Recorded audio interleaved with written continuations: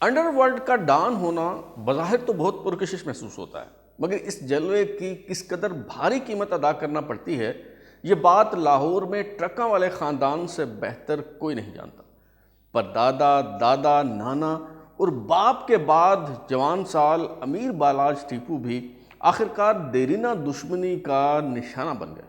32 سالہ امیر بالاج ٹھوکر نیاز بیگ کے قریب پارک ویو ہاؤسنگ سوسائٹی میں retired D S P Iqbal Akbar کے بیٹے کی شادی میں شریک تھے، جہاں کیمرہ مین کے روپ میں موجود شارپ شوٹر نے انہیں فائرنگ کر کے قتل کر دیا۔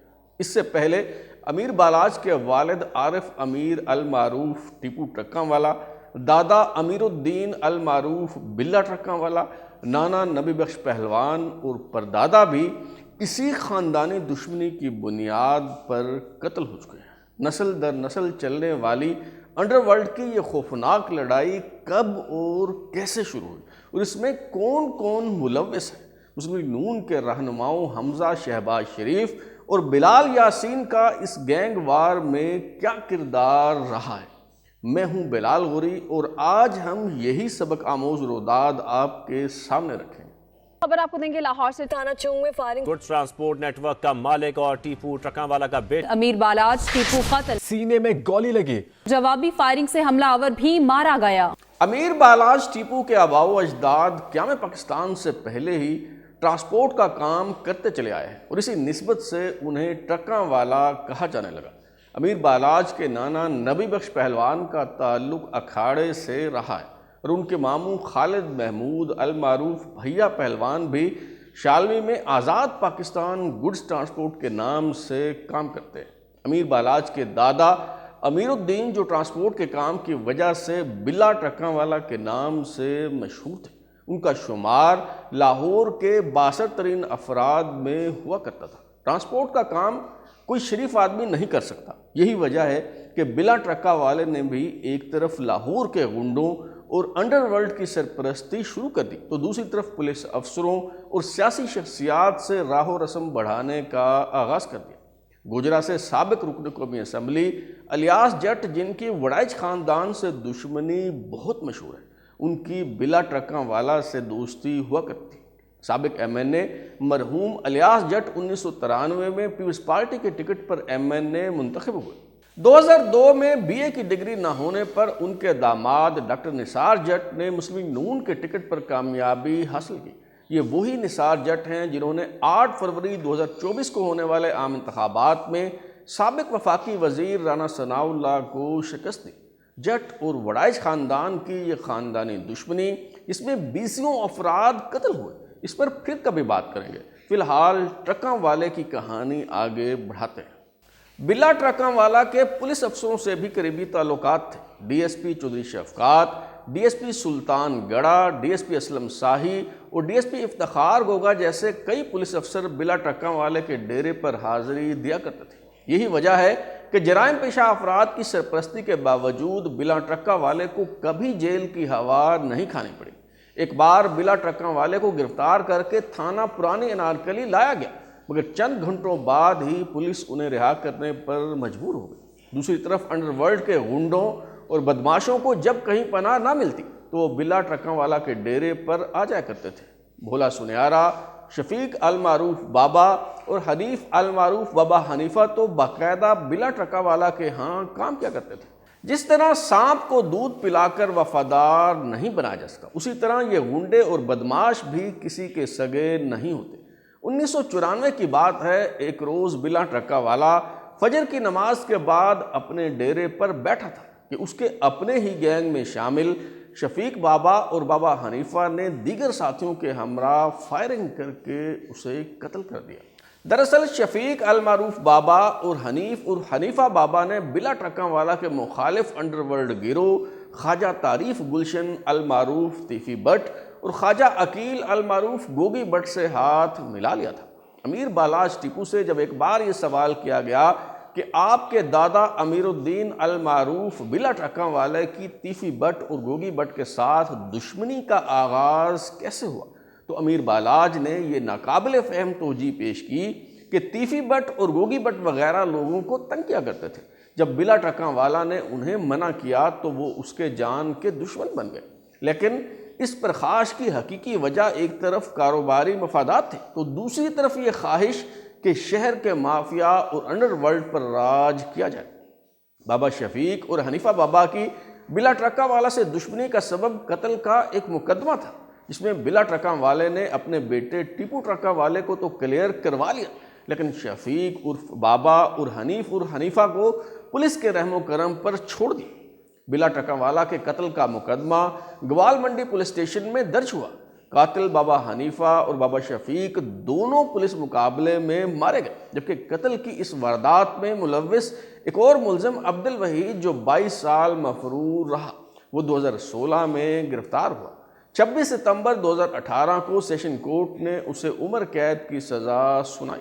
بلا ٹرکا والا کے قتل ہو جانے کے بعد ان کے بیٹے عارف امیر المعروف ٹیپو ٹرکا والے کی تاج پوشی کی گئی اور باپ کی گدی پر بٹھایا گیا۔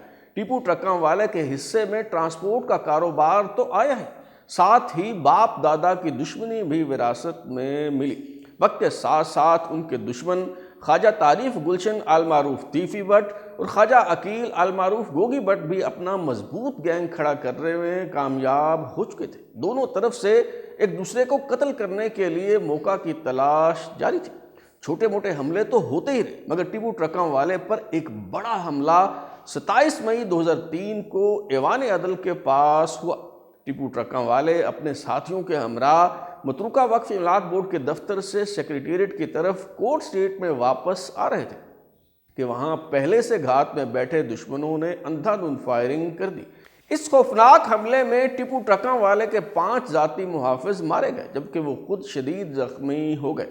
اس واردات کی FIR میں خواجہ تعریف گلشن عرف تیفی بٹ، خواجہ عقیل عرف گوگی بٹ اور انسپکٹر عابد بکسر کو نامزد کیا گیا۔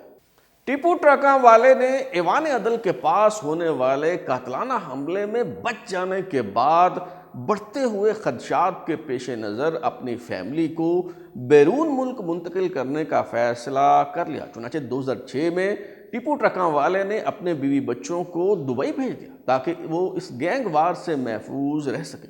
جنوری 2010 میں جب ٹیپو ٹرکا والا دبئی میں اپنے اہل خانہ کے ساتھ وقت گزارنے کے بعد پاکستان واپس آ رہا تھا تو لاہور کے علامہ اقبال انٹرنیشنل ایئرپورٹ سے باہر آتے ہی طاق میں بیٹھے ملزموں نے حملہ کر دیا۔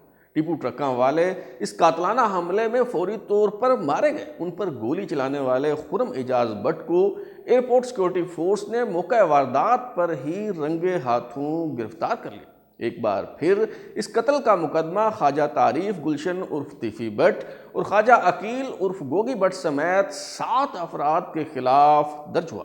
FIR ٹیپو ٹرکا والے کے سالے یعنی بالاج کے ماموں خالد محمود المعروف بھیا پہلوان نے درج کروائی۔ خواجہ تعریف گلشن المعروف تیفی بٹ جو اب نہ صرف مسلم نون میں بہت متحرک اور فعال ہو چکے تھے بلکہ حمزہ شہباز کے بہت قریب تھے۔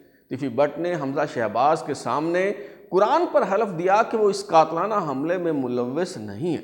یوں پولیس کی طرف سے تیفی بٹ کو بے گناہ قرار دیے جانے پر وہ باعزت بری ہو گئے۔ ٹیپو ٹرکا والے کے بیٹے امیر بالاج ٹرکا والے کا موقف یہ تھا کہ ان کے والد کو تیفی بٹ نے ہی مروایا ہے۔ یہ لوگ قرآن پر جھوٹی قسمیں کھاتے ہیں۔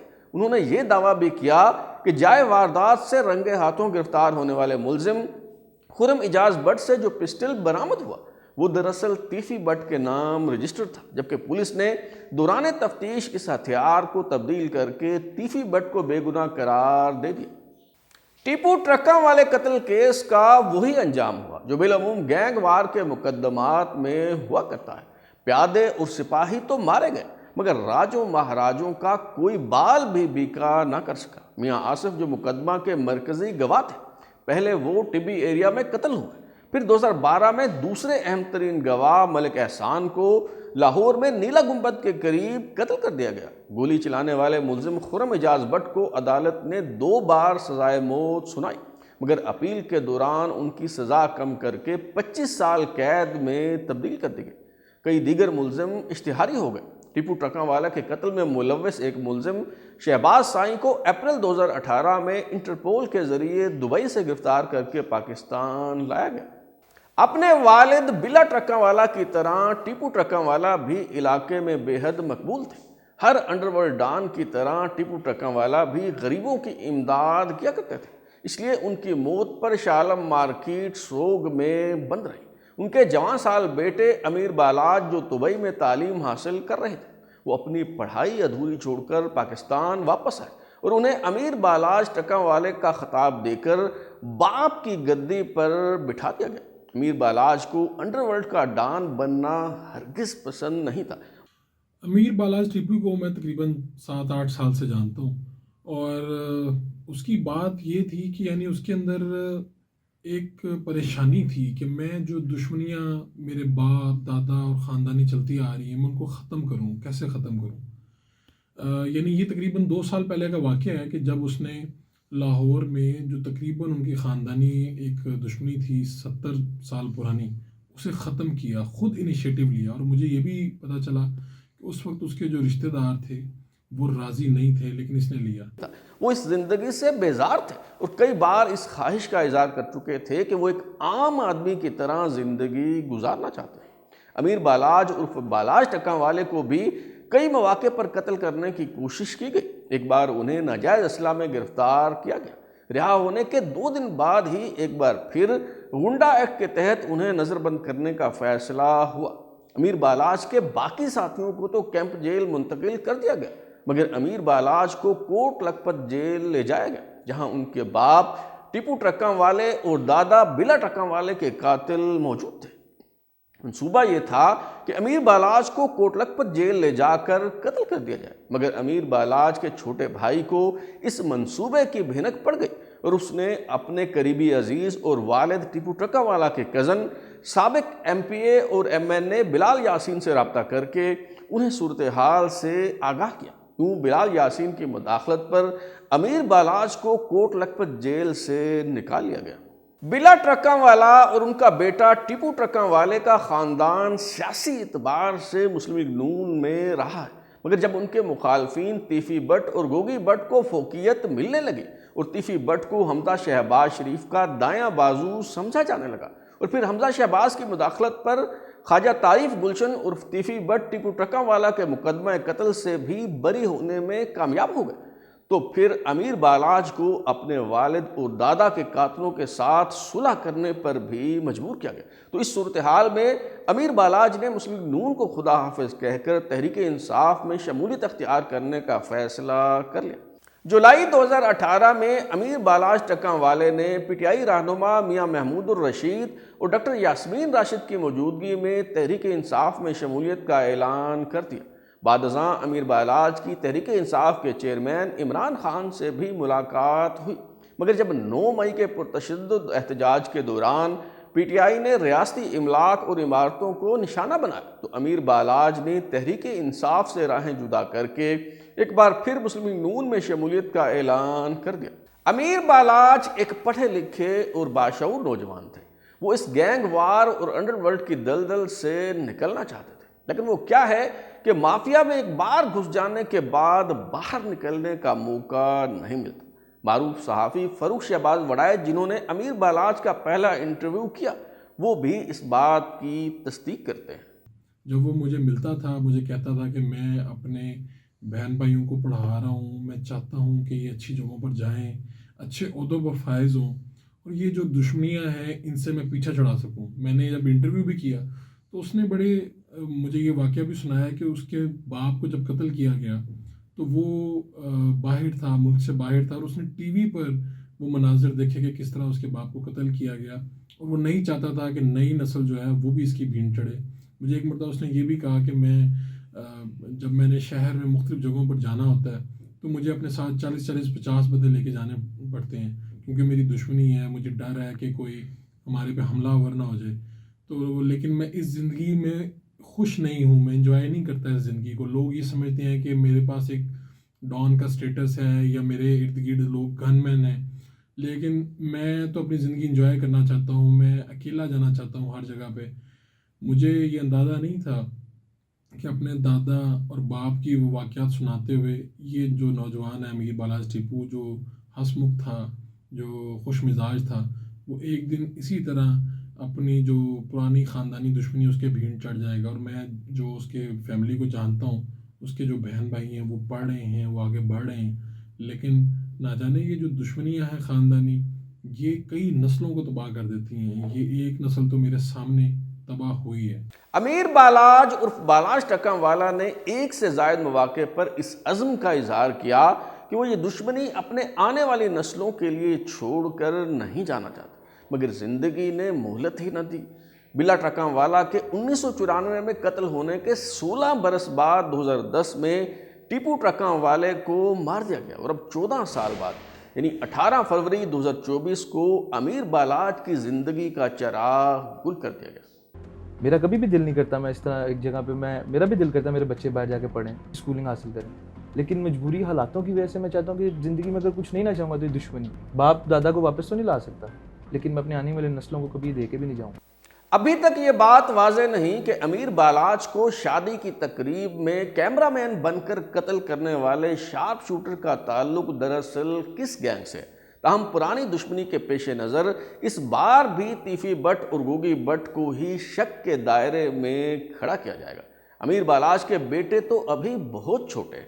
دیکھتے ہیں کہ ان کی کاروباری میراث اب چھوٹا بھائی سنبھالتا ہے یا پھر ماموں خالد محمود المعروف بھیا پہلوان گدی سنبھالتے ہیں. مگر ایک بات تو طے ہے، اس میراث میں دیگر اثاثہ جات کی طرح برس ہا برس کی دشمنی بھی آئے گی.